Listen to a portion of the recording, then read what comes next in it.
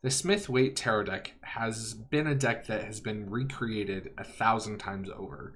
And a lot of the times when I look at those decks, they don't really bring enough to the table that makes me want to add them to my collection. But I do have a handful that have, whether they're vintage like the Albano Waite, or the next deck we're going to talk about, which brings together a handful of amazingly talented digital painters and couples together the tarot with a 22 card astrology deck and gives you alternate art cards. It was one that I could not pass up. So stick around, because today we're talking about the FateShifters Tarot.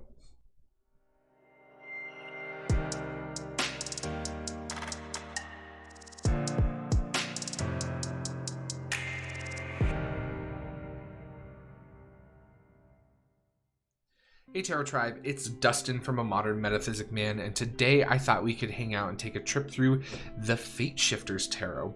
This is a collaborative art deck that was put together and produced independently by Look Tarot on Etsy, who is a Taiwanese creator. And as always, in the description box below, you'll find links to where you can pick up this deck and learn more about it, as well as all of my social media links and a link to my website if you would like to read my blog or purchase a personal reading or find out more about me.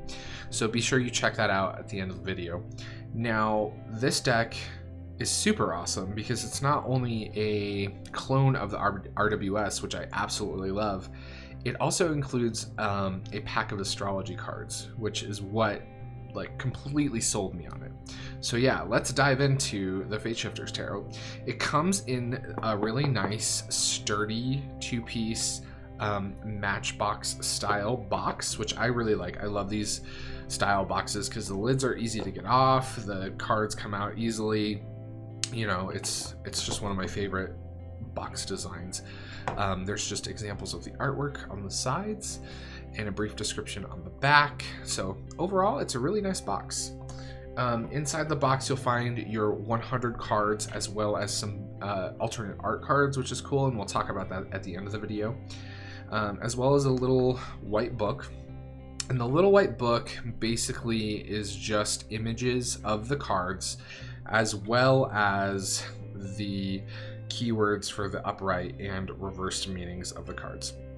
So it's a decent little book. There's tons and tons of information out there about the RWS. So if you're looking for information pertaining to how to read this deck, there are 1,000,001 resources. And so I don't mind it so much being a less thorough guidebook with this. Now, the cards and the cardstock themselves is really phenomenal. The cards themselves are a standard tarot size, and the cardstock is basically identical to a US Games cardstock. So same weight and same finish. So if you're familiar with that kind of card, you'll know exactly what I'm holding. So any standard US Games cardstock is what you're going to be experiencing with this deck. And it's absolutely lovely. I absolutely love it. So, yeah, the backs are really nice and fully reversible. And the deck, as you can see, is a bit of a chunky deck because it is 100 cards. So let's do a walkthrough, flip through, and we'll come back and we'll talk about some of the cards that really stand out to me, what I think about the deck, and also we'll dive into some of the really cool bonus alternate art cards that come with.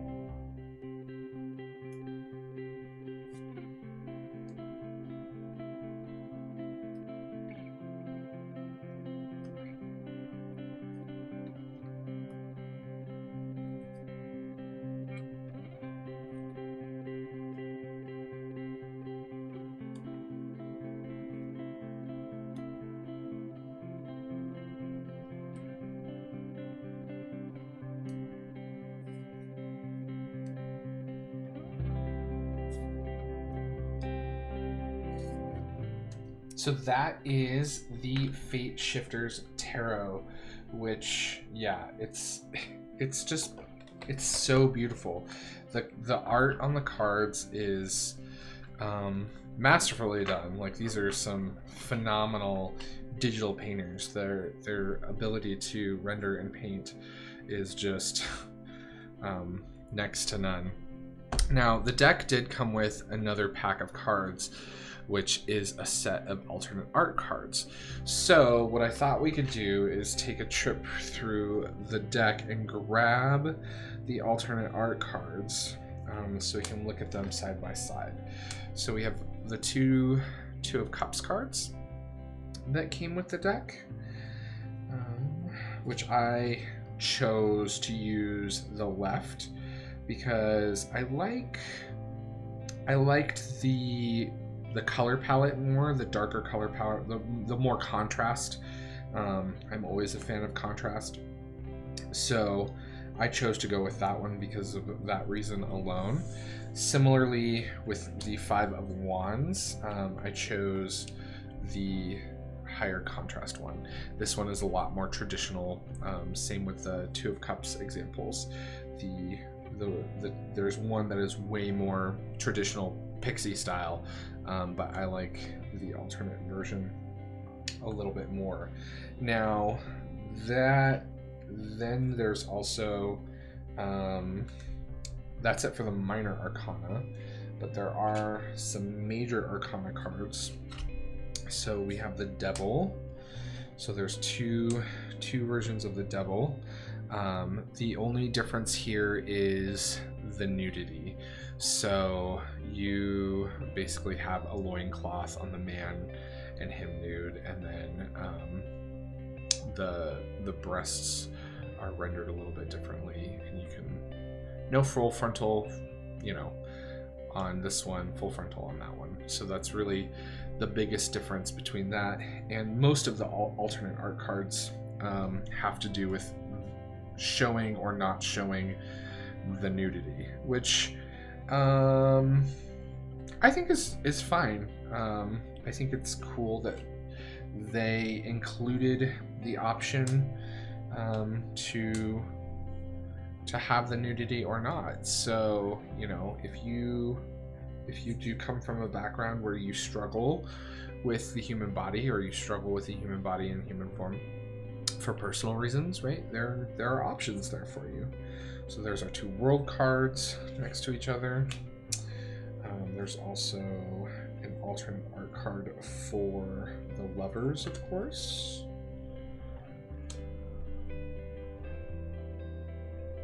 So there's those two. There are two for the Judgment card. So here are the two Judgment cards.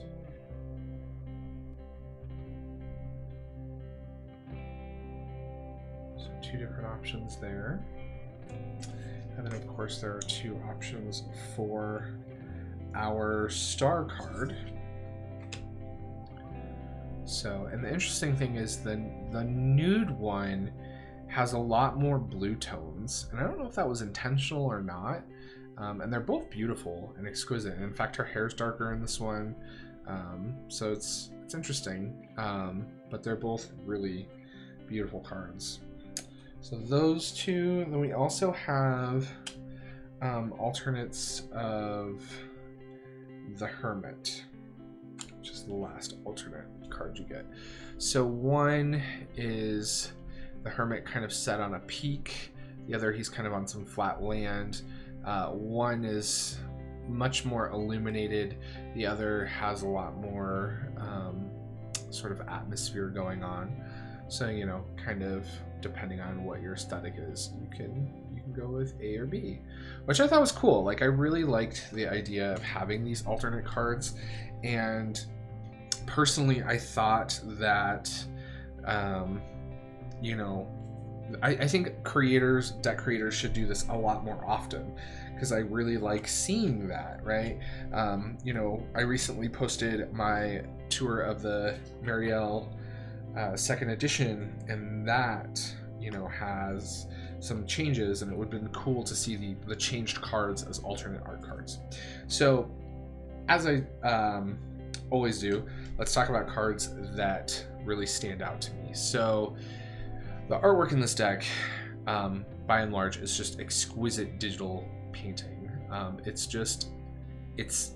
It's masterful. The sense of light, of atmosphere, proportion, and everything is just, it's perfect. And in certain cases, like here in the Five of Pentacles, they've changed the perspective slightly, or how they frame the card ever so slightly, and it's just really made the card pop, which I just think is really cool. And so I really love this. The other thing that they did with a lot of the pages is they made the pages more feminine, or made them women, which the pages in, you know, the traditional deck, some of them are rather androgynous, but, you know, in the case of the Page of Cups, right, obviously a woman, which I kind of like that. I like that sort of modernization, I guess is the word I'm looking for. But yeah, the sense of light and of color and just the quality and style of the painting is amazing. They also add some details to things. So here in the Three of Swords, we see this little scene happening on the top of the hill here, where, you know, you have people who are grieving, and, you know, it looks like this mom's taking her child away from someone, or someone's taking a child away from someone, and it's a really interesting addition to the card. The skies in this deck are just breathtaking, and I love how you still get that sense of the sky that is in the Five of Swords and Pixies version of the card, but again, it's just modern. This Nine of Swords is just wow. Again, a slight perspective change, and the sense of lighting in this card is just phenomenal. I absolutely love it. And then one of my favorite cards in this entire deck, the Three of Wands. The setting sun, or the rising sun, although it's probably setting because it looks, you know, it's over the ocean, so probably in the west. But, you know, you never know. Maybe it's rising. Maybe it's rising in the east. Which ocean are they on? We don't know. But it's beautiful. The quality of light, the movement in his cloak is just awesome. Like you can almost kind of hear it, you know, flapping in the wind, and I absolutely love it. The entire deck just really has taken what we traditionally look at as the Rider-Waite-Smith and brought it into today's day and age of modern digital art. Now, this aesthetic may not be for everyone, and that's okay. Nothing wrong with that. But it's definitely amazing. The High Priestess, I mean, look at that. Look at how beautiful. The moon, I love the moon in this. It's just amazing. And the Magician is just astounding. And I do really like that our Fool here, we have, you know, a different looking Fool than we normally do. And you don't get a real sense of if it is a man or a woman. It's just a very androgynous figure, which I appreciate because it gives it that extra sense of everymanness, right? Where you can look at it as a woman, or you can look at it as a man, or you can look at it as a young woman or a young man, right? And there's just not a real good sense of a definite gender there, which I think is great. Because of what the Fool represents, and because it's, you know, the Fool for me in tarot has always been a gateway into the major arcana. Now, the really cool thing about this deck that really is what sold it to me are the astrology cards, which I just love. They're done in a very different, a little bit of a different style to the deck itself, which is kind of cool. They kind of almost have a comic book feel to them, which I personally like. I'm a huge fan of comic book art, So this really, you know, struck out to me. So there's cards that represent all of the planets, which is really wonderful, including the nodes. Like, I am so happy that there are node cards in this deck, and the fact that the node cards are the dragon, which I just thought was really fantastic. And then there are cards that represent each of the zodiac. Now, all of the zodiac's cards are all women, which is cool. And their attire and things kind of translate to more or less the modern picture of the zodiac. And they have the constellation pictured in the background. They're really beautiful pieces. They are all very body beautiful, but you know, again, you really get a sense of more comic booky art with this, which I really like. It's really nice. Here's our sun card, which is really lovely.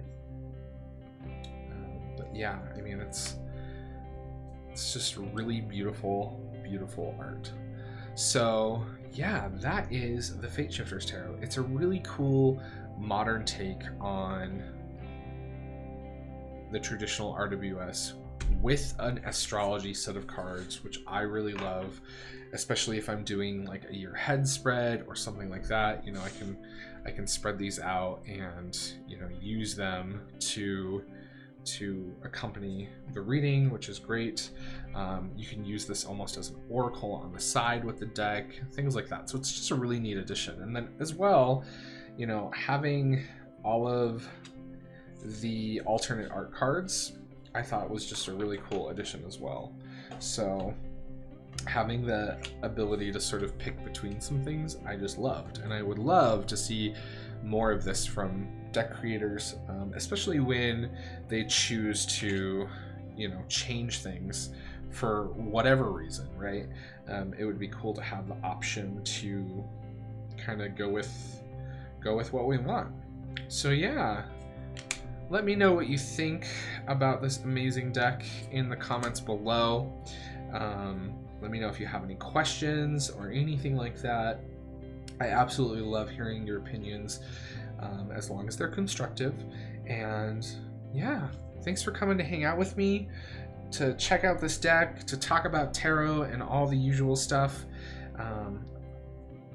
Also, make sure that you click the like, share, and subscribe buttons, and click the little bell so you get notifications of when I go live. And yeah, I do lives every Sunday if you're not familiar, so keep an eye out for that. And as always, remember, everyone's fighting a battle you know nothing about. So stay kind, always.